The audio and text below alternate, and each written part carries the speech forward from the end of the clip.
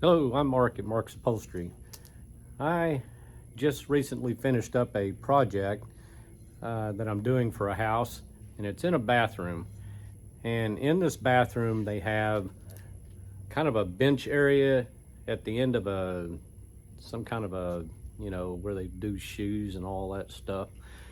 But anyhow, it's not sitting in between walls or anything. It's just kind of an extension of this area. So now this thing is 33 inches wide and it's 17 inches deep. And it's only got a back to it, a wood back that's, part of whatever the structure is. So the sides are open and the front's open. In the past, people have had me make cushions for these things.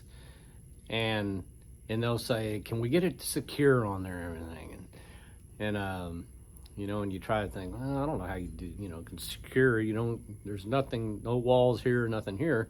And cushions don't by nature are just slippery, they can move around. What I've started doing is making benches. These. It's just a simple old half-inch foam. It's just a simple half-inch board, plywood, with a 2-inch foam on it and Dacron.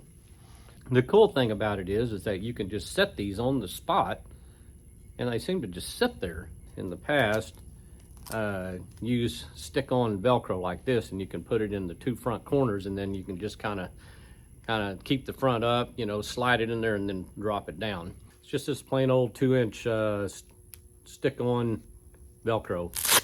Now, I'll probably take this out on the job just in case. But what I've found when I do these is all I have to do is just set them down and they don't go anywhere. But I'm going to bring you in on the build. You can watch me go from the start to finish on it. By the end of this video, you'll be able to see me install it.